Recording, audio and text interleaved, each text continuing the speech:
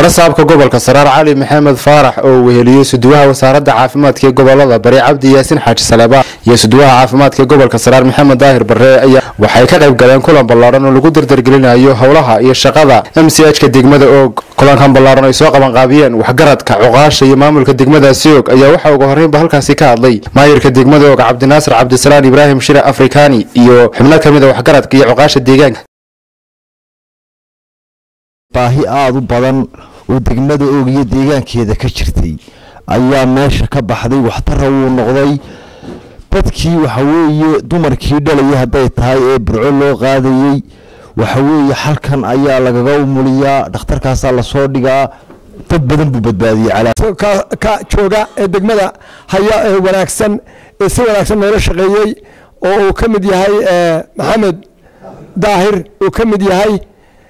aad iyo aad baan ugu faraxsanahay madaxa hospitaalkan Cabdi Guureedana aad iyo aad baan ugu faraxsanahay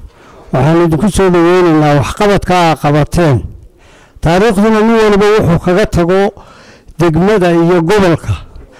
baa lagu xusuusan doonaa oo oran doonaa warninkii barigii inoo yimid waxaan ku qoraynaa baal dahab waayo maanta hadaa ballan qaadayana noo samayseen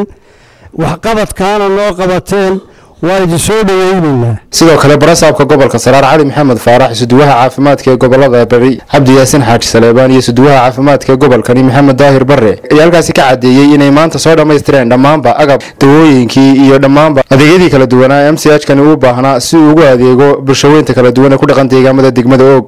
wabaha la midka halkan MCH-da ah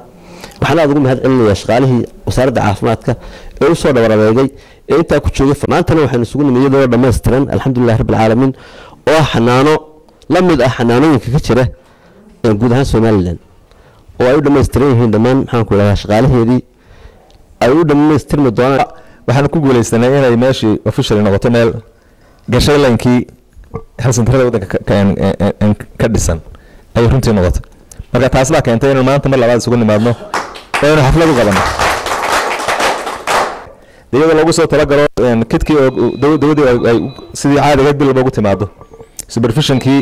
iyo leer kana bixin jirteen iyo biyahan wuxuu noqonayaa bil la bixiyo waxaan aad u soo dhaweynayaan aad ugu mahadnaqayaa Cabdi Yaasin oo si fiican uga shaqeeyay xagga caafimaadka jundu badan galiyay iyo energy badan galiyay waxaan si fiican isna u soo dhaweynayaa oo salaamaya Maxamed Daahir Barre oo kormeerkii gobolka oo dhan iyo wadanka oo dhan sidoo uga shaqeynayo oo saraf siin doono